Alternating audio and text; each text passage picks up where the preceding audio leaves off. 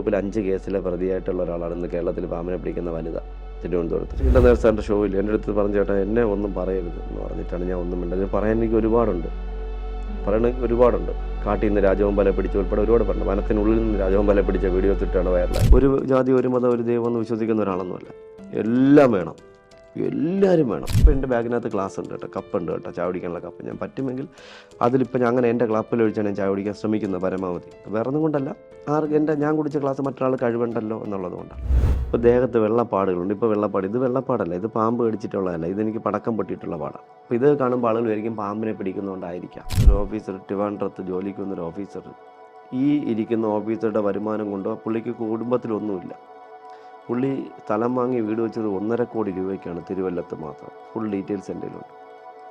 ഇവിടെ വന്നതിന് ശേഷം 5500 ചോദിച്ചു, 4500 കൊടുത്തു എന്ന് പറഞ്ഞു. ഞാൻ അപ്പോഴും തന്നെ അവരോട് പറഞ്ഞു, ഞാൻ വന്നാൽ നിങ്ങൾ 500 രൂപ തരില്ല എന്ന് പറഞ്ഞു. അവരെ കൂടെ പറഞ്ഞു. ഇത്രയൊക്കെ പറഞ്ഞ് സംസാരിച്ചിട്ട് എനിക്ക് തന്ന 300. പലരും വിചാരിക്കുന്നതെന്ന് വെച്ചാൽ ചെല്ലുമ്പോൾ പാമ്പിനെ പിടിക്കാനെല്ലാം പൈസ എടുത്ത് വണ്ടി ഫ്രീ, ഫൈബർ ഫ്രീ, എല്ലാം ഫ്രീ ആണ്. ഇതിൽ വെണ്ടയ്ക്ക അക്ഷരത്തിൽ എഴുതിയിരിക്കണം ടാക്സി.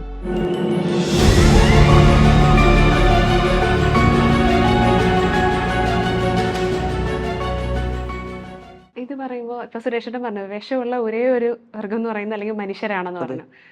ഒരുപാട് വിശേഷങ്ങളൊക്കെ നടക്കുന്ന സമയത്തോ അല്ലെങ്കിൽ ഓണത്തിനൊക്കെ സുരേഷിനെ ക്ഷണിച്ചിട്ട് അവിടുന്ന് ഒരുപാട് വിഷമിച്ച് പുറത്തേക്ക് പോകേണ്ട വന്ന അവസ്ഥ നമ്മൾ കേട്ടിട്ടുണ്ട്.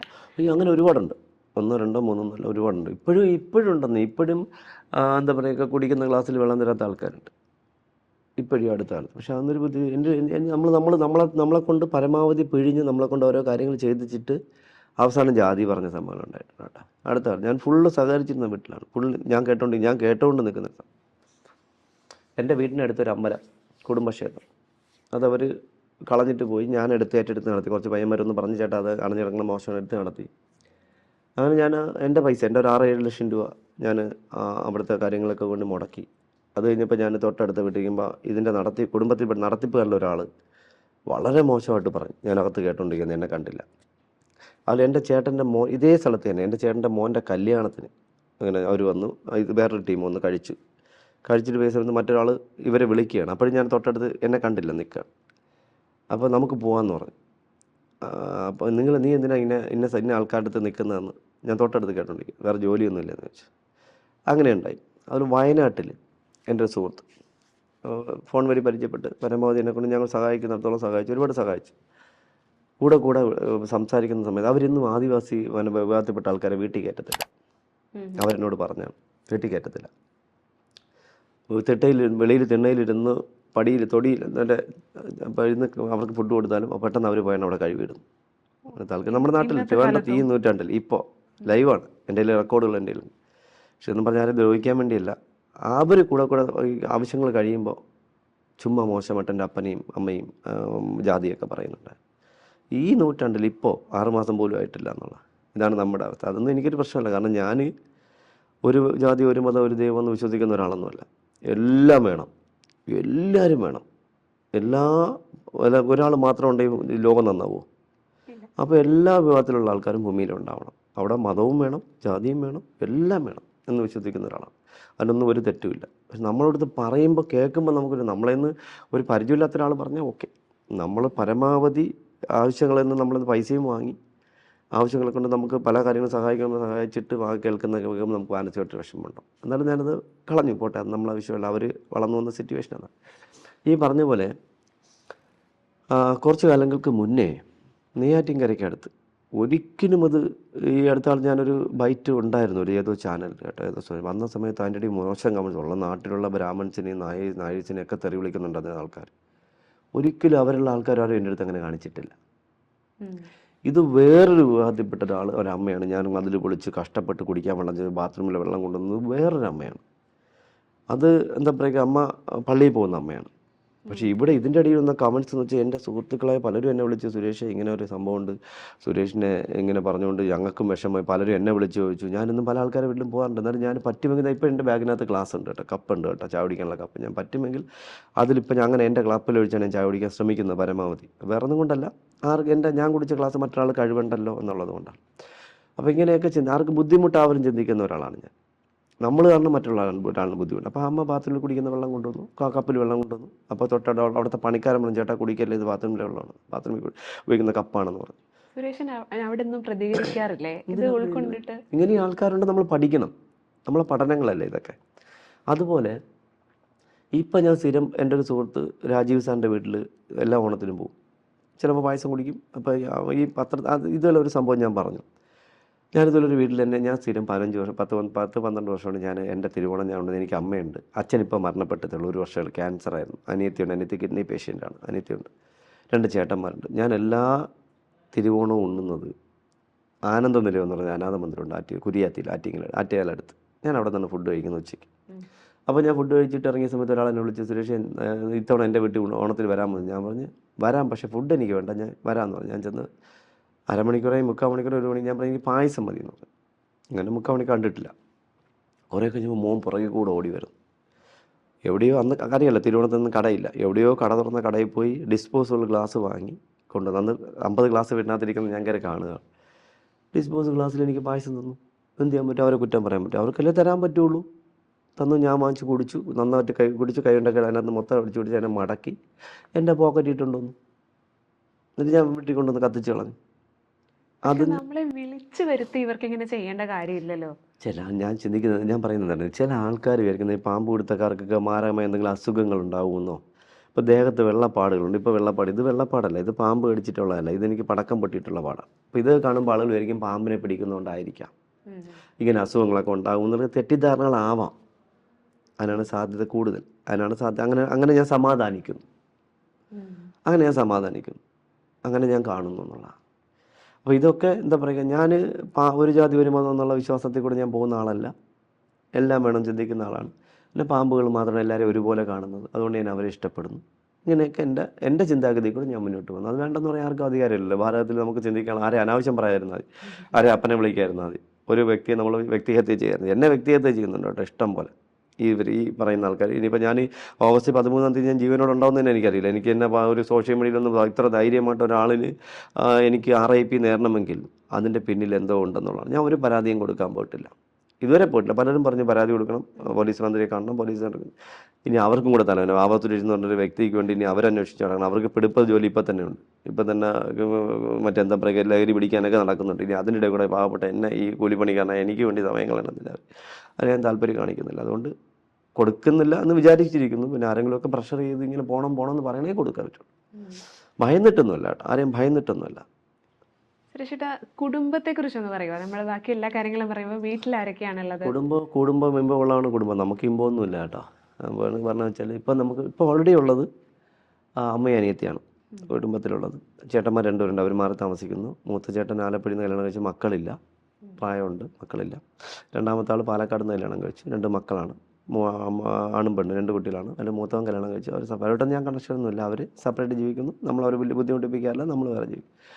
അമ്മ അനിയത്തി വീട്ടിലുണ്ട്, പഴയ ഓലമഞ്ഞ വീട് തന്നെയാണ്. അമ്മ പശുവിനെ വളർത്തി അങ്ങനെ മുന്നോട്ട് പോകും. നമുക്കിത് ഓർമ്മ വരെ കുറവുണ്ട്. ഈ ഇടയ്ക്ക് അമ്മ ഗ്യാസ് കുറ്റിയൊക്കെ തുറന്ന് വെച്ചിട്ട് ഇന്ന് അനിയത്തി പറഞ്ഞു, ഞാനില്ല അറിഞ്ഞില്ല, ഗ്യാസ് തുറന്നിട്ട് പിന്നെ എരുത്തിൽ നിന്ന് തീയിട്ടപ്പോൾ എരുത്തിലേക്ക് പിടിച്ചു എന്നൊക്കെ അനിയത്തി കിഡ്നി പേഷ്യൻ്റാണ്. അനിയത്തിക്ക് ഒരുപാട് അസുഖങ്ങളുണ്ട്. അനിയത്തിക്ക് ഇപ്പോൾ കിഡ്നി പ്രോബ്ലം, പിന്നെ ഹാർട്ടിന് പമ്പിങ് കുറവുണ്ട്, ഷുഗർ, തൈറോയ്ഡ്, കൊളസ്ട്രോൾ, എല്ലാ ഐറ്റംസ് ഉണ്ട്, വെരിക്കോസ് എല്ലാം. അങ്ങനെ അതും കൂടെ അങ്ങനെ മിങ്കിൾ ചെയ്തപ്പോൾ ഞാൻ പിന്നെ ലോഡ്ജിലാണ് താമസിക്കുന്നത്. വരുന്നത് കൊണ്ടല്ല, ഞാൻ 8 വർഷമായി. ഞാൻ നോക്കിയപ്പോൾ ഞാൻ രാത്രി 1 മണി, 2 മണി, 3 മണിക്കൊക്കെയാണ് വരുന്നത്. പിന്നെ എനിക്ക് കുറേ അപകടങ്ങൾ സ്ഥിരമായിട്ട് ഉണ്ടാകുന്നുണ്ട്. അപ്പോൾ ഞാനത് നോക്കിയപ്പോഴത്തേക്ക് ഞാൻ അവർക്കൊരു ബുദ്ധിമുട്ടാവണ്ടെന്ന് വെച്ചു. പ്രായമായിരിക്കുന്ന അമ്മയ്ക്കൊരു ബുദ്ധിമുട്ട്. ഞാൻ പാതിരയ്ക്ക് വരുമ്പം നായ് കുരയ്ക്കുന്നു, അവരെണീക്കണം. അനിയത്തിക്ക് ഇപ്പം ട്രീറ്റ്മെൻറ്റ് സ്റ്റാർട്ട് ചെയ്ത് തുടങ്ങിയിട്ടുണ്ട്. ഇപ്പോൾ ഡയാലിസിസ് ഇപ്പോൾ കഴിഞ്ഞിട്ട് തുടങ്ങിക്കൊണ്ടിരിക്കുന്നു. ഇപ്പോൾ തുടങ്ങിയിട്ടുണ്ട്, 2 മാസമായി. അപ്പോൾ ഞാൻ പാതിരയ്ക്ക് എവിടെയെങ്കിലും പോയിട്ടുമ്പോൾ വണ്ടിയുടെ സൗണ്ട് കേട്ട് ഗേറ്റ് തുറക്കുന്നു, ഡോഗ് കുരയ്ക്കുന്നു. അപ്പോൾ അവർക്കതൊരു ബുദ്ധിമുട്ടായി മാറും. അതുകൊണ്ട് ഞാൻ ലോഡ്ജിലേക്ക് മാറിയുന്നുണ്ട്. അതിന് സുഖമായിട്ട് പോകുന്നു, കുഴപ്പമൊന്നുമില്ല. അച്ഛന് ക്യാൻസറായിരുന്നു. അച്ഛന് മരിച്ചിട്ട് ഇപ്പോൾ 1 വർഷം ആയതേ ഉള്ളൂ. കഴിഞ്ഞ 8-ാം തീയതി 1 വർഷമായി.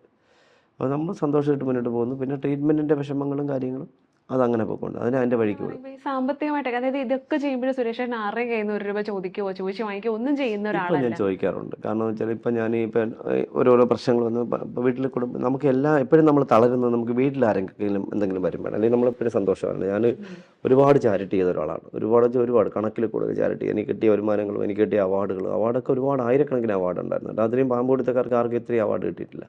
ചാൾസ് രാജകുമാരനെ കാണാൻ പറ്റി, അദ്ദേഹത്തിനെ കാണാൻ പറ്റി, സൂര്യാസ്തമിക്കാത്ത രാജ്യത്തിലെ രാജാവാണ് ചാൾസ് രാജ, അദ്ദേഹത്തിനെ കാണാൻ പറ്റി.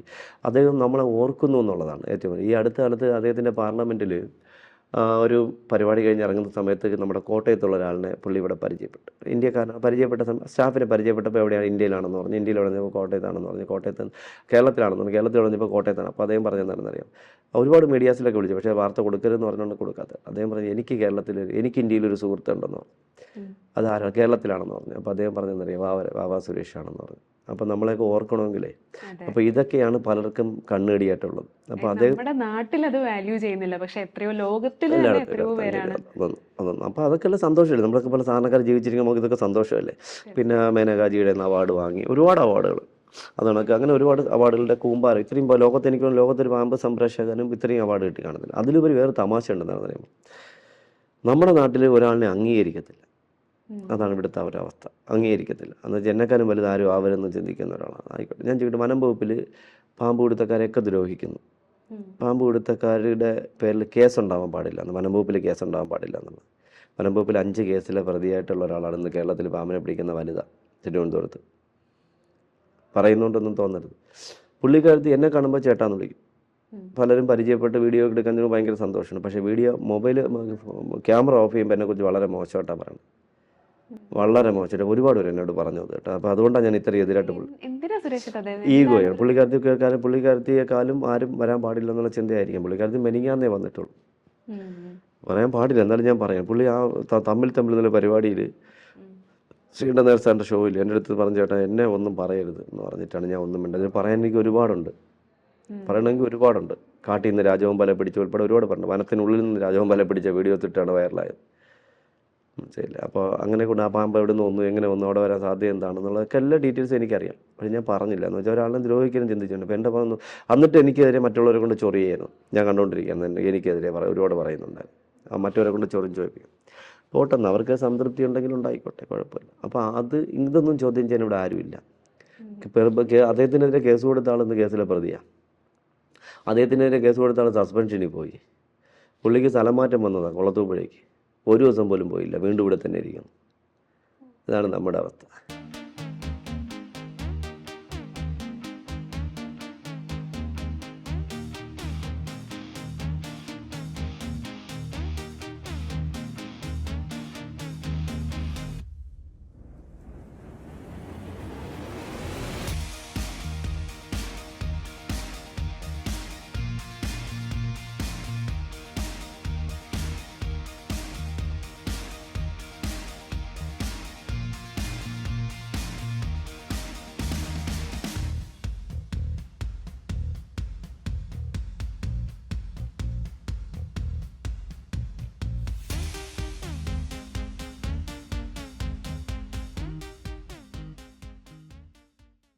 സുരേഷ്, ഈ അടുത്ത കാലത്ത് വാർത്തകൾ ഒരുപാട് നമ്മൾ കേൾക്കുന്നതാണ്, ഈ ഗവൺമെന്റ് ഉദ്യോഗസ്ഥർ പുറത്തുനിന്ന് പല പാരിതോഷികങ്ങളും സ്വീകരിക്കുന്നതും അല്ലെങ്കിൽ ഇവർ പലതും ആവശ്യപ്പെടുന്നതായിട്ടും.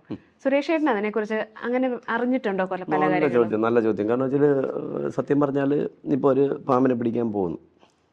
ഇപ്പോൾ ഗവൺമെൻറ് ജീവനക്കാരെന്ന് മാത്രമല്ല, ഇപ്പോൾ ഇവർ സ്വന്തം പോക്കറ്റിലെ പൈസ കൊടുത്തായിരിക്കും പെട്ട് ഓടിച്ച് പോകുന്നു. ഇപ്പോൾ ഒരു വാങ്ങാറുണ്ട്, റിപ്പോർട്ട് വാങ്ങാറുണ്ട്. ഒരുപാട് കേസുകളുണ്ട്, ഒരുപാട് വോയിസ് റെക്കോർഡുകളും എൻ്റെ കയ്യിലുണ്ട്. നിയമവിരുദ്ധമാണ്. പക്ഷേ അവർ ഇപ്പോൾ സർക്കാർ വണ്ടിയിലാണ് പോകണമെങ്കിൽ അവർക്ക് കുഴപ്പമില്ല, സർക്കാർ ഡീസൽ അടിക്കുന്നു. ഇതിപ്പോൾ അവരുടെ സ്വന്തം വണ്ടിയിലാണ് പലരും പോകുന്നത്. ഇപ്പോൾ വനം വകുപ്പിൻ്റെ പുറത്തുള്ളവർ പോയാൽ നമുക്കൊന്നും പറയാനില്ല. കാരണം വെച്ചാൽ ഞാൻ ഒരുപാട് പേരുടെ സങ്കടം കാണുന്ന ഒരാളാണ്. കാരണം ഒരു ആശാരിപ്പണി ചെയ്യുന്ന മേശരി ഒരാൾ, തെങ്ങ് കയറ്റക്കാരൻ, റബ്ബർ ടാപ്പിംഗ് തൊഴിലാളി, പിന്നെ അതുപോലെ പാറപ്പണിക്ക് പോകുന്നവർ, മേശരിമാർ, ഇവരൊക്കെയാണ് കേരളത്തിലെത്തുന്നത് പാമ്പ് പിടുത്തക്കാർ. ഇവരിപ്പോൾ പറഞ്ഞു അതിനോട് ഞാൻ അനുബന്ധമായിട്ട് എല്ലാം കൂടി പറയാം. അപ്പോൾ ഇവരൊക്കെ ഇവർ പോകുന്ന അവർ രാവിലെ പണിക്ക് പോകാണ്ട് ഇറങ്ങുമ്പോഴായിരിക്കും ഒരു കോള് വരും. ഈ കോള് വല്ല മാളത്തിലോ പാറക്കെട്ടിലോ ആയിരിക്കാം. ഇവരിവിടെ നിന്ന് അവിടെ ഇത് പൊളിച്ചൊക്കെ വന്ന് പണിക്ക് പോകാമെന്ന് പറഞ്ഞ് പെട്ടെന്ന് വരുമ്പോഴത്തേക്ക് അവിടെ ചെല്ലുമ്പോൾ ഉച്ച കഴിയും. അദ്ദേഹത്തിന് ഇന്നത്തെ ജോലിയില്ല. ജോലി ഒരു 1000 രൂപ കിട്ടുന്നത് കൊണ്ടായിരിക്കും ഭാര്യയ്ക്കും മക്കൾക്കും വീട്ടിലെ കാര്യങ്ങളൊക്കെ നടന്നു പോകും. അപ്പോൾ ഇത് ഉണ്ടാവില്ല. അപ്പോൾ അവർ പൈസ വാങ്ങുന്നതുകൊണ്ട് തെറ്റൊരിക്കലും പറയാൻ പറ്റില്ല. അവർക്കത് വേണം. കാരണം ഇവിടെ കാണുന്നത് വെച്ചാൽ അങ്ങനെയല്ല. ജോബിലിരിക്കുന്ന ആൾക്കാർ കൂട്ടുകാരെ കൊണ്ട് കൂട്ടുകാരെ വിളിച്ചിട്ട് ഇന്നത് വേണം എന്ന് പറയുന്ന സംഭവങ്ങൾ ഒരുപാട് നമ്മുടെ നാട്ടിലുണ്ട്. ഇവരാരും ഫ്രീ ആയിട്ട് ചെയ്യുന്നവരല്ല. ഒന്ന് സർക്കാരിൻ്റെ ശമ്പളം നന്നായിട്ട് വാങ്ങുന്നുണ്ട്, ഒന്ന്. രണ്ടാമത് ഇവർക്ക് വണ്ടിയുണ്ട്. ഞാൻ ചോദിക്കട്ടെ, ഇന്ന് നമ്മുടെ കേരളത്തിൽ ഈ പാമ്പിനെ പിടിക്കാനും വന്യമൃഗങ്ങളെ സംരക്ഷിക്കാൻ പോകുന്ന വണ്ടിയിലടിക്കുന്ന ഡീസലിൻ്റെ ഫണ്ട് എത്ര പമ്പുകൾക്ക് കൊടുക്കാനുണ്ട്? എത്ര പെട്രോൾ പമ്പുകാർക്ക് കൊടുക്കാനുണ്ട്? എവിടെയെങ്കിലും ഒരു വാർത്ത വന്നിട്ടുണ്ടോ? ഒരു ചോദ്യം വന്നിട്ടുണ്ടോ? ഒരുപാടുണ്ട്. കുടിശ്ശികകളുള്ള ഒരുപാട് സ്ഥലങ്ങളുണ്ട്. എനിക്കറിയാവുന്ന ഒരുപാട് പമ്പർ പൈസ. ഇതൊക്കെ എഴുതിയെടുത്തിട്ടുണ്ടാവും. ഇനി ഞാൻ ചോദിക്കട്ടെ, ഞാൻ തന്നെ 238 രാജവെമ്പാല പിടിച്ചു. ഒരു 10 12 രാജവെമ്പാലയ്ക്ക് വണ്ടിക്കൂലി തന്നിരിക്കാം, ബാക്കിയൊക്കെ ഞാൻ ഒപ്പിട്ട് കൊടുത്തിട്ടുണ്ട്. നടന്ന കാര്യം ഒപ്പിട്ട് കൊടുത്തിട്ടുണ്ട്. ഒരു പരാതി എനിക്കില്ല. എനിക്കതൊരു ഹരമായിരുന്നു. അപ്പോൾ ഇന്ന് നിങ്ങളെ ചോദ്യത്തിലേക്ക് വന്നത്, ചോദിച്ച് വാങ്ങുന്നുണ്ട്, പൈസ വാങ്ങുന്നുണ്ട്, നന്നായിട്ട് വാങ്ങുന്നുണ്ട്, ഒരു സംശയമില്ല. ഒരുപാട് പേരുടെ കേസാണ്. പക്ഷെ വേണ്ട, അവർ മനസ്സറിഞ്ഞ് ചിലർ കൊടുക്കാറുണ്ട്. കൊടുക്കുന്നത് വാങ്ങിക്കുക, കുഴപ്പമില്ല. ചോദിച്ച് വാങ്ങുന്ന സംഭവങ്ങൾ ഒത്തിരിയുണ്ട്. ചോദിച്ചെന്നോ വിളിക്കുമ്പോൾ തന്നെ പറയുന്നത്. അപ്പോൾ എൻ്റെ സുഹൃത്തുക്കൾ എനിക്ക് വോയിസ് റെക്കോർഡുകൾ അയക്കും. ഞാൻ എല്ലാം സേവ് ചെയ്തു. എൻ്റെ ഒരു മൊബൈൽ ഞാൻ മാറ്റി വെച്ചിട്ടുണ്ട്. അതിലാണ് മൊത്തം ഡീറ്റെയിൽസ് കിടക്കുന്നത്. അത് ഞാൻ ഉപയോഗിക്കാറില്ല. ബ്ലൂടൂത്ത് വഴി ഈ സാധനങ്ങളെല്ലാം അതിലോട്ട് ലോഡ് ചെയ്ത് അങ്ങ് ഇട്ടിരിക്കുന്നു, വീട്ടിൽ റൂമിൽ തന്നെ ഇട്ടിരിക്കുന്നു. ബാക്കിയുള്ളത് ഇത് എപ്പോഴും ക്ലീൻ ആക്കണം. ഇത് എപ്പോഴും ഉപയോഗിക്കുന്ന ഫോണല്ലേ, അപ്പോൾ എങ്ങോട്ട് പോകണമെന്ന് അറിയില്ല. അപ്പോൾ എല്ലാം അങ്ങോട്ട് ഞാൻ മാറ്റിയിട്ടുണ്ട്. ഒരുപാടുണ്ട്. ഞാൻ നിങ്ങൾക്ക് ഇത്തിരി ടെലികാസ്റ്റുള്ള ഇത്രയും സാധനങ്ങൾ ഞാൻ തരാം. നിങ്ങൾക്ക് ഈ ഒരു മാസം ടെലികാസ്റ്റ് ചെയ്താൽ ഇതിൽ തീരത്തില്ല. ഓരോ ഓഫീസർ, ഞാൻ ചോദിക്കട്ടെ, ഒരു ഓഫീസർ ട്രിവാൻഡ്രത്ത് ജോലിക്ക് വന്നൊരു ഓഫീസർ, ഈ ഇരിക്കുന്ന ഓഫീസറുടെ വരുമാനം കൊണ്ടോ പുള്ളിക്ക് കുടുംബത്തിലൊന്നുമില്ല. പുള്ളി സ്ഥലം വാങ്ങി വീട് വെച്ചത് 1.5 കോടി രൂപയ്ക്കാണ്, തിരുവല്ലത്ത് മാത്രം. ഫുൾ ഡീറ്റെയിൽസ് എൻ്റെ കയ്യിലുണ്ട്. ഇവിടെ വന്നതിന് ശേഷം ഇപ്പോൾ റിട്ടയർഡായിപ്പോയി. ഞാൻ ഉപദ്രവിക്കും. പക്ഷേ എനിക്കറിയാം പുള്ളി ഒരു വാചകം പറഞ്ഞു. ഈ ഡിപ്പാർട്ട്മെൻറ്റിൽ തന്നെ, മൊബൈൽ ഡിപ്പാർട്ട്മെൻറ്റ്, തിരുവല്ലത്താണ് വീട് വെച്ചത്. വീട് വിറ്റ് പുള്ളി പോയി. 1.5 കോടി രൂപ വീടിന് മാത്രം. ശമ്പളം കൊണ്ട് ഒരിക്കലും വെക്കാൻ പറ്റില്ല, ഇല്ല. അതിൻ്റെ ഫുൾ ഡീറ്റെയിൽസ് എൻ്റെ കയ്യിലുണ്ട്. ഞാൻ ഉപദ്രവിക്കാത്തതെന്നറിയാം. എനിക്കറിയാം പുള്ളി പറഞ്ഞു വന്നപ്പോൾ ഞാൻ പറഞ്ഞു, ചൊറിയാൻ നിൽക്കരുത്, ഞാൻ തിരിച്ച് മാന്തു എന്ന് പറഞ്ഞു. പിന്നെ മിണ്ടിയിട്ടില്ല. ഈ ഡീറ്റെയിൽസിന് അദ്ദേഹത്തിൻ്റെ സുഹൃത്തിന് ഞാൻ അയച്ചു കൊടുത്തു. കുഴപ്പമൊന്നുമില്ല. അങ്ങനെ എനിക്ക് പറയാൻ പറ്റും ഒരുപാടുണ്ട്. ഞാൻ പറഞ്ഞാൽ പലരുടെ ജോലി പോവും. ഇപ്പം എനിക്ക് വാങ്ങിക്കൊടുക്കാൻ പറ്റാത്തൊരു സാധനം ഞാൻ എന്തിനാ കളയുന്നത്? അതുകൊണ്ട് ഞാൻ ക്ഷമിക്കുന്നു. എന്നെ ചെയ്യുന്ന കക്കൂലി വാങ്ങിക്കുന്നത് തെറ്റാണ്. നീ അറിഞ്ഞ് നിനക്ക് പെട്രോൾ അടിക്കാന്ന് പറഞ്ഞ് അന്ന് വാങ്ങണ്ടെന്ന് ഞാൻ പറയുന്നില്ല. ഇവർ പോകുമ്പോൾ ഇവർക്ക് കുറേ ചിലവുണ്ട്. ഇതൊന്നും ഫുള്ള് ഇവിടെ നിന്ന് ഇപ്പോൾ സ്വന്തം വണ്ടിയിലാണ് പോകണമെങ്കിൽ ഓക്കെ. അപ്പോൾ ഇപ്പോൾ വനംവകുപ്പിൻ്റെ വണ്ടിയിലോ സർക്കാർ വണ്ടിയിലോ പോകുമ്പോൾ വാങ്ങുന്നത് തെറ്റ് തന്നെയാണ്. വാങ്ങുന്നുണ്ട്. ഒരുപാട് ഡീറ്റെയിൽസ് എൻ്റെ കയ്യിലുണ്ട്. ഇവരിതൊക്കെ ചെയ്തിട്ടാണ് ഇതൊന്നും വാങ്ങാതെ സേവനം ചെയ്യുന്ന സുരേഷ് ഏട്ടനെ ഇത്രമാത്രം ദ്രോഹിക്കുന്നത്. അതാണ് നല്ലത്. ഇപ്പോൾ ഓരോ സ്ഥലത്ത് ഒരു പാമ്പിനെ പിടിക്കാൻ വേണ്ടി ചെല്ലുമ്പോൾ അവർ പറയുന്ന സുരേഷ് ഏട്ടൻ വന്ന് ഞങ്ങളെ പാമ്പിനെ പരിചയപ്പെടുത്തും, അങ്ങനെ കാണിക്കുന്നു, ഇങ്ങനെ കാണിക്കുന്നു. അപ്പോൾ അത് കേൾക്കുമ്പോൾ ഇവർക്ക് ദേഷ്യം എൻ്റെ അടുത്ത് കൂടുന്നു. അപ്പോൾ ഞാൻ ഇല്ലാതാവണം. നിങ്ങൾക്കറിയാമോ, കുറച്ച് നാൾ, ഒരു 3-4 വർഷങ്ങൾക്ക് മുന്നേ ഒരു പന്തായം നടന്നു. ഈ സാധനം തുടങ്ങിയതിന് ശേഷം ഇതിന് ഞാൻ വേറൊരു രീതിയിലാണ് പറയുന്നത്. കാരണം ആൾക്കാരുടെ സംസാരിക്കുമ്പോൾ അതെനിക്ക് ഈ മീഡിയയിൽ പറയാൻ പറ്റില്ല. അതുകൊണ്ട് ആ ഒരു പേരാണ് ഞാൻ ഇതിന് പറയുന്നത്. കാസർഗോഡുള്ളൊരു ചെറുപ്പക്കാരനും കോഴിക്കോട് മലപ്പുറത്തുള്ള 2 ചെറുപ്പക്കാരും ഇവർ 5 പേര് തമ്മിലുള്ളൊരു ചർച്ചയാണ് മൊബൈൽ വഴി. 5 ലക്ഷം രൂപ ഒരാൾ പറഞ്ഞു, ഞാൻ പന്തായം വെക്കുന്നു, വാവാ സുരേഷ് ഇനി പാമ്പ് പിടിക്കില്ല. നമ്മുടെ നാട്ടിൽ, നമ്മുടെ കേരളത്തിൽ നടന്ന 5 പേര് തമ്മിൽ ഈ താൽക്കാലിക പാമ്പ് പിടുത്തക്കാർ തമ്മിലുള്ളൊരു ചർച്ചയായിരുന്നു. അതിലൊരാളെ എന്നെ വിളിച്ച് വോയിസ് എനിക്ക് റെക്കോർഡ് ഇട്ടത്. ഒന്നല്ല, ഞാൻ ആരെയും നിരോധിക്കാൻ പോകുന്നില്ല. ഞാൻ എൻ്റെ മേലേക്കൂടെ അങ്ങ് പൊയ്ക്കൊണ്ടിരിക്കുന്നു. അപ്പോൾ ഇവർക്കൊക്കെ ഞാനൊരു പൊതു ശത്രുവാണ്, ഞാൻ മാത്രം. അവർ ആരും ഒരു കുഴപ്പമില്ല. ഇനി ഞാൻ ചോദിക്കുന്നൊരു ചോദ്യം, പാമ്പിനെ വന്യജീവി ആക്ട് പ്രകാരം പാമ്പിനെ പ്രദർശിപ്പിക്കാൻ പാടില്ല എന്നാണ് പറയുന്നത്. എങ്കിൽ റിസർച്ച് സെൻ്ററുകളിൽ അടച്ച് പൂട്ടണ്ടേ? പൂജപ്പുര സ്നേക്ക് പാർക്ക് അടച്ചു പൂട്ടണ്ടേ? സൂ അതോറിറ്റി അടച്ചു പൂട്ടണ്ടേ? ഒന്ന്, ഈ ട്രെയിനിങ് എന്ന് പറഞ്ഞ് നടക്കുന്ന സാധനമില്ലേ ലോകത്തിലെ ഏറ്റവും വലിയ പീഡനം. 100-150 വരെയും കൂടെ ഒരു പാമ്പിനെ പിടിപ്പിക്കുന്നു. വേറൊരു വീഡിയോ എൻ്റെ കയ്യിലുണ്ട്. ഇയാൾ ട്രെയിനിങ് ചെയ്തുകൊണ്ടിരിക്കുന്നു, ഇയാൾ കാണുന്നില്ല. വേറൊരു ടീം അപ്പുറത്ത് ട്രെയിനിങ്, അവർ ബാക്ക് നടന്ന് കിടന്ന് ഈ പാമ്പിൻ്റെ അടുത്ത് വരുമായിരുന്നു. ഉപ്പൂറ്റി പാമ്പിൻ്റെ അടുത്തെത്തി. അപ്പോൾ ഇയാളിങ്ങനെ രൂക്ഷമായിട്ട് അയാളെ നോക്കുന്നൊരു വീഡിയോസ് എൻ്റെ കയ്യിലുണ്ട്, എൻ്റെ ഈ മൊബൈലിലുണ്ട്. അപ്പോൾ ഇവർ ആണ് ഏറ്റവും വലിയ ദ്രോഹം ചെയ്യുന്നവർ. പാമ്പിനെ തലയിൽ പിടിക്കാൻ പാടില്ല എന്ന് പറഞ്ഞു. എങ്കിൽ ഈ ലോകത്തുള്ള സയൻറ്റിസ്റ്റുമാരെല്ലാം പൊട്ടന്മാരാ. പാമ്പിന് വെനം എങ്ങനെയാണ് മിൽക്ക് ചെയ്യണത്? വാലി പിടിച്ചിട്ട് മണിക്കുട്ടൻ പാമ്പ ഇഞ്ഞ് വാ എന്ന് പറഞ്ഞാൽ പാമ്പ് ഒന്ന് മിൽക്ക് ചെയ്ത് കൊടുക്കുമോ? തലയിൽ പിടിച്ച് സ്പടിക ഗ്ലാസ്സിൽ കടിപ്പിക്കുമ്പോൾ വെനം, എന്നിട്ട് നമ്മൾ ആ ഗ്ലാൻഡിൽ ഞെക്കുമ്പോഴാണ് വെനം പുറത്തേക്ക് വരും. അതാണ് റിസർച്ചിനെടുക്കുന്നത്. ഇതൊക്കെ പറയുന്നതെല്ലാം ഒരു ഐഡിയ ഇല്ലാതെ എന്തെങ്കിലും പൊട്ടത്തരങ്ങൾ എഴുന്നള്ളിക്കുന്നു. അതിനെ സപ്പോർട്ട് ചെയ്യാൻ കുറേ ആൾക്കാർ. സുരേഷ് ചേട്ടൻ ഇങ്ങനെ പ്രദർശിപ്പിക്കരുതെന്നൊക്കെ ഇവർ പറയുന്നുണ്ട്. പക്ഷെ ഇതേ ഉദ്യോഗസ്ഥരുടെ എത്രയോ വീഡിയോസിൽ നമ്മളത് ലൈക്ക് ഭയങ്കര ഹൈപ്പ് ചെയ്യത്തക്ക രീതിയിൽ അത് പുറത്തു വിടുന്നതായിട്ട് നമ്മൾ കാണുന്നുണ്ട്. എൻ്റെ എത്ര പൊന്നെ, വീഡിയോസ് ഉണ്ട്. അതേ ഉള്ളൂ. വേറെ പ്രദർശിപ്പിച്ചു വിടാത്ത കാര്യം. ഒരു പാമ്പിനെ ഇപ്പം നിങ്ങളുടെ വീട്ടിലൊരു പാമ്പ് വന്നു, നിങ്ങൾക്ക് ഫോട്ടോ എടുക്കാൻ പാടില്ല, വീഡിയോ എടുക്കാൻ പാടില്ല എന്ന് ആണ് ഇവർ പറയുന്നത്. എന്തുകൊണ്ടാണെന്നറിയാം? അവർ എടുക്കുന്ന വൃത്തികേടുകൾ നിങ്ങൾ പുറത്തിടും. ഇവരെങ്ങനെയാണ് പിടിക്കുന്നത് അറിയാതിരിക്കാൻ. നിങ്ങൾക്ക് ഒരു കാരണവശാലും ഏതൊരു വന്യജീവി നിങ്ങളുടെ വീട്ടിലോ ഔട്ട്സൈഡിലോ വന്നാൽ നിങ്ങൾക്ക് വീഡിയോ എടുക്കാം, ഫോട്ടോ എടുക്കാം. മാറി നിൽക്കാനോ തടയാനോ ഒരു നിയമവും ഇന്ത്യൻ ഫോറസ്റ്റ് ആക്ട് പ്രകാരം നമ്മുടെ ഭാരതത്തിലില്ല. ഇവരിപ്പോൾ നടക്കുന്നത് ഇപ്പോൾ ആൾക്കാർ തല്ലി കൊല്ലാണ്. പാമ്പിൻ്റെ കൊലപാതകം കൂടി, ആൾക്കാരെ കടിച്ച് മരിച്ചപ്പോൾ കൊലപാതകം കൂടി. നമുക്കൊന്നും പറയാൻ പറ്റില്ല. ഒന്ന്. രണ്ടാമത്തെ കാര്യം, ചില വാർത്തകൾ പറഞ്ഞ് കേസെടുക്കുമെന്ന്. എന്തെടുക്കാൻ പറ്റും? നിങ്ങളുടെ വീട്ടിൽ വന്ന് നിങ്ങളുടെ ജീവൻ അപകരിക്കുമെന്ന് പറയുന്നൊരു ജീവിയെ കൊല്ലുന്നതുകൊണ്ട് ഒരു നിയമതടസ്സവും ഭാരതത്തിലില്ല. നമ്മുടെ ജീവൻ രക്ഷയെക്കാളും വലുതല്ല ഭൂമിയിൽ ഒരു മണ്ണാങ്കട്ടയും. അതാദ്യം നമ്മൾ ആൾക്കാർ മനസ്സിലാക്കുന്നില്ല. പിന്നെ ഇവരൊക്കെ ടാർഗറ്റ് ചെയ്തിരിക്കുന്നത്, അപ്പോൾ എന്നെ ടാർഗറ്റ് ചെയ്യുമ്പോൾ കുറച്ചുകൂടെ മൈലേജ് കിട്ടും. കുറേ ആൾക്കാർ ഇത് വീഡിയോ അവർ കാണും, അപ്പോൾ എന്നെ സ്നേഹിക്കുന്നവരുണ്ടാവും. അപ്പോൾ അവർ കാണുമ്പോൾ അവർക്ക് വ്യൂവേഴ്സ് കൂടുമ്പോൾ അവർക്ക് ഇൻകം ഉണ്ടാകുന്നു. അതുകൊണ്ടാണ് കുറേ ആൾക്കാർ വീഡിയോ ചെയ്യുന്നത്. അല്ല വേറെ ഒരു അർത്ഥവും ഇല്ല. ഞാൻ നേരത്തെ മറ്റേ ഫ്രിഡ്ജിലെ പാമ്പിൻ്റെ കാര്യമൊക്കെ പറഞ്ഞതുപോലെ ഇതെല്ലാം തെറ്റ് തന്നെ. അപ്പോൾ ഈ ചോദ്യത്തിനുള്ള ഉത്തരം വാങ്ങുന്നുണ്ട് പലരും.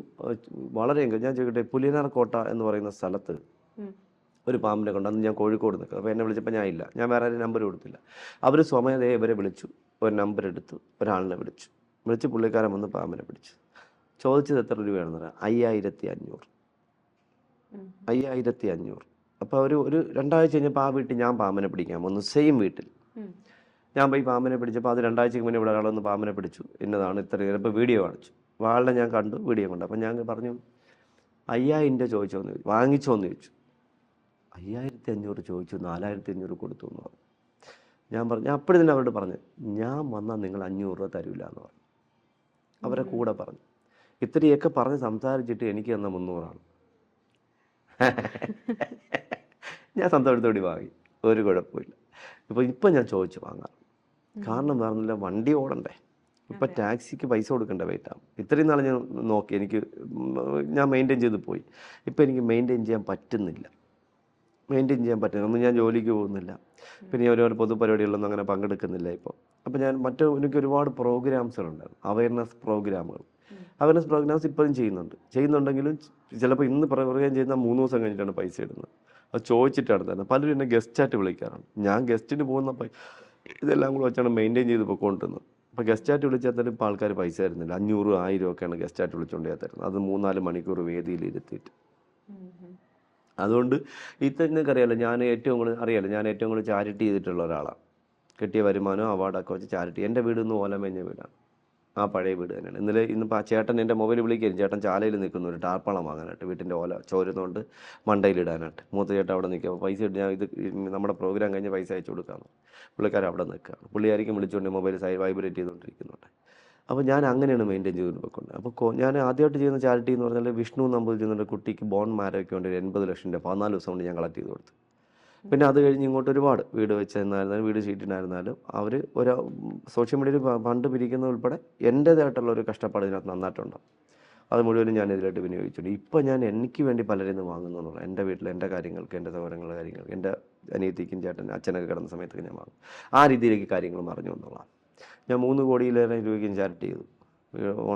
ക്രിസ്മസ് കിറ്റുകൾ, നമ്മുടെ കൊറോണ കിറ്റായിരുന്നാലും, അതുപോലെ തന്നെ സ്കൂൾ തുറക്കുമ്പോഴത്തേക്ക് ഞാൻ എല്ലാ വർഷവും 250 കുട്ടികൾക്ക് ഞാൻ ബാഗ് കൊടുക്കും. ഇപ്പം ഈ പ്രാവശ്യം ഒന്നും ചെയ്യാൻ പറ്റില്ല. ഇപ്പം ഞാൻ വളരെ പിന്നിലാണ്, അപ്പം ഇപ്പം എനിക്കൊന്നും ചെയ്യാൻ പറ്റുന്നില്ല.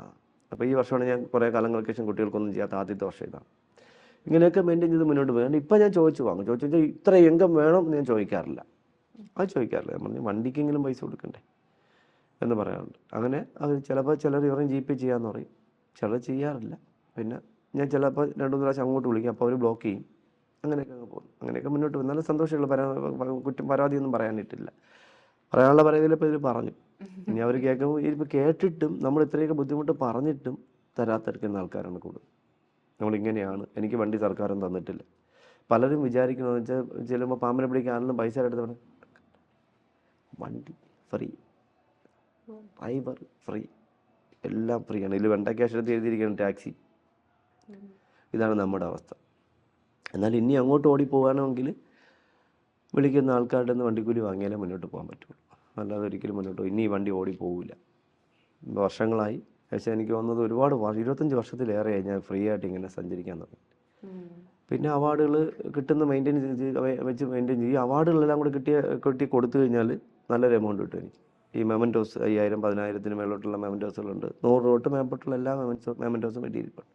അതെല്ലാം കൂടെ വരി കൊടുത്തു. പക്ഷേ യഥാർത്ഥത്തിൽ കൊടുക്കണമെന്ന് ഞാൻ ആഗ്രഹിക്കുന്നു. കാരണം വെച്ചാൽ ഇപ്പോൾ ഞാൻ ഈ ഭൂമിയിൽ നിന്ന് യാത്രയായാൽ ഇത് മെയിൻറ്റെയിൻ ചെയ്തുകൊണ്ട് അവൻ ആരുമില്ല. ഇതെല്ലാം നശിക്കും. അതുകൊണ്ട് ഈ ഷോളൊക്കെ കിട്ടുന്ന ഷോളെല്ലാം അപ്പം തന്നെ ഞാൻ കുറഞ്ഞ വിലയ്ക്ക് കൊടുക്കും. ഷോളൊക്കെ 10 രൂപയൊക്കെ ആകുമ്പോൾ കൊടുക്കും. അങ്ങനെ അഴുക്ക് പൊടിയാവുന്നില്ല. അഴുക്ക് പിന്നെ അടുത്തവർക്ക് ഉപയോഗിക്കാം. അങ്ങനെ ഞാൻ കൊടുക്കും. അപ്പോൾ അതൊക്കെ ചെറിയ ചെറിയ എമൗണ്ട് ഇട്ടുമ്പോൾ അതെനിക്കൊരു ഉപകാരമായി മാറും. അപ്പോൾ എനിക്കുള്ള മെമൻറ്റോസ് എല്ലാം കൊടുക്കാൻ ഞാൻ പ്ലാൻ ചെയ്യുന്നു. പലരും വന്ന് കണ്ടിട്ട്, ഹോൾസെയിലുകാർ വന്ന് കണ്ടിട്ട് വില പറയുന്നില്ല. അതുകൊണ്ടാണ് ഞാൻ കൊടുക്കാത്തത്. എൻ്റെ വീട്ടിൽ കിടന്നെല്ലാം നശിച്ചു. ഒരു 10,000-5,000 മേളിൽ എൻ്റെ വീട്ടിലുണ്ട്. അതെല്ലാം നശിച്ചു. ബാക്കിയുള്ളതിനൊരു 1,500 താഴെ എൻ്റെ റൂമിലുള്ളൂ. ഒരു 4-5 വർഷം കൊണ്ട്. ബാക്കിയെല്ലാം വീട്ടിൽ കിടന്നെല്ലാം മഴയൊക്കെ ചോർന്ന് വീണ് വെള്ളമൊക്കെ കൊണ്ട് നശിച്ചു. അപ്പോൾ ഇതൊക്കെയാണ് നമ്മുടെ ജീവിത രീതികൾ. എന്നാലും ഞാൻ സന്തോഷവാനാണ്. കാരണം വെച്ചാൽ എനിക്ക് പരാതികളില്ലായിരുന്നു. പിന്നെ എന്നെ ടാർഗറ്റ് ചെയ്തപ്പോൾ മാത്രമാണ് ഞാൻ ഇത്രയും പരാതിയും ആ വ്യക്തിക്കെതിരെ ഞാൻ സംസാരിച്ചില്ല. ഞാൻ ഒരു വ്യക്തിഗതയ്ക്ക് ഞാൻ മുതിരുന്ന ഒരാളല്ല. എന്നെ വ്യക്തിഗത ചെയ്യാണ്ട് ഒരാൾ ശ്രമിക്കുമ്പോൾ പിന്നെ അദ്ദേഹത്തിനെ തിരിച്ച് പറയാതിരിക്കുന്നത് ഞാൻ വെറും മോശക്കാരനായി പോകും പറയാതിരുന്നാൽ. അതുകൊണ്ട് ഞാൻ പറയുന്നത് എന്തായാലും ഈ വർഷം പുതിയ വനംവകുപ്പ് മന്ത്രി വന്നു, മാറ്റമുണ്ടാകും എന്ന് പ്രതീക്ഷിക്കുന്നു എന്നുള്ള ഒരു ചെറിയ പ്രതീക്ഷ മാത്രം. കാരണം വെച്ചാൽ ഇപ്പം തന്നെ ഒരു പാർട്ടി ഒരു ടീം വന്ന് മന്ത്രിയെ കണ്ടതിൻ്റെ അന്ന് തന്നെ ആ പാമ്പിനെ പിടിക്കുന്ന ഒരാളിനെ അതിൽ നിന്ന് പുറത്താക്കി. മന്ത്രിയെ കണ്ടതിൻ്റെ പേരിൽ ഒന്ന് ആലോചിച്ച് നോക്കണം. മന്ത്രിയെ കാണാൻ കൂടെ പോയതിൻ്റെ പേരിൽ. മന്ത്രിയെ കാണാൻ മന്ത്രി അത്ര മോശപ്പെട്ടവനാണ്. അദ്ദേഹത്തിനെ കാണാൻ പോയി ആർക്കും പോയി കാണാം മന്ത്രിയെ, ആർക്കും ആരെയും കാണാം. പക്ഷെ ആ ഒരു വ്യക്തിയെ പറഞ്ഞ് ഇന്ന് പുറത്താക്കി എന്നുള്ള എന്ത് വിഷമകരമാണ്. അവരതുകൊണ്ട് അടുത്ത ആഴ്ച നിരാഹാരം കിടക്കാൻ പോവുക. പാലക്കാട് വനംവകുപ്പ് ഓഫീസിൽ ഞാനാണ് ഗസ്റ്റ് ഉദ്ഘാടനം ചെയ്യാൻ പോകാനായിട്ട് അവരെന്നെ വിളിച്ചിട്ടുണ്ട്. അപ്പോൾ ഇതൊക്കെയാണ് നമ്മളെ നാട്ടിൽ കിടക്കുന്നത്. അനാവശ്യമായ കാര്യങ്ങളെ പ്രൊമോട്ട് ചെയ്യുന്നു. അതുപോലെ ഈ ആപ്പ് കൃത്യമായിട്ട് മന്ത്രിയോ ആരെങ്കിലും ബുദ്ധിയുള്ളവർ ഇടപെട്ട് അത് ഇല്ലാതാക്കിയിട്ട് അത് വിജിലൻസ് അന്വേഷണത്തിന് വെക്കണം. ആ വ്യക്തിയുടെ പേരിൽ പരാതിയോ കാര്യങ്ങളായിട്ട് മുന്നോട്ട് പോയിട്ട് പരാതി പല ആൾക്കാരും കൊടുത്തിട്ടുണ്ട്. ഞാനായിട്ട് കൊടുത്തത്. ഞാനിപ്പം മുന്നോട്ട് പോകുന്നു. ഇനി അങ്ങോട്ട് മുന്നോട്ട് ഇറങ്ങാൻ സമയക്കുറവുണ്ടായിരുന്നുകൊണ്ടും അച്ഛൻ്റെ ട്രീറ്റ്മെൻറ്റ്, അനിയത്തിൻ്റെ ട്രീറ്റ്മെൻറ്റൊക്കെ ആയതുകൊണ്ടാണ് ഞാൻ മടിച്ച് നിൽക്കുന്നത്. ഇല്ലെങ്കിൽ ഞാൻ മുന്നോട്ട് എന്നേ പോയതിനെന്നറിയാം. സുരേഷേട്ടാ, അപ്പോൾ ഇത്രയും നേരം ഞങ്ങളോടൊപ്പം ഇരുന്ന് ഒരുപാട് കാര്യങ്ങൾ, അതായത് സമൂഹത്തിൽ നടക്കുന്ന തെറ്റായ കാര്യങ്ങളും സുരേഷേട്ടൻ്റെ അനുഭവങ്ങളും ഒരുപാട് അറിവുകളും ഞങ്ങൾക്ക് പറഞ്ഞു തന്നു. ഞങ്ങളുടെ ചാനലിൻ്റെ പേരിലും എൻ്റെ വ്യക്തിപരമായ പേരിലും ഒരുപാട് നന്ദി. Thank you.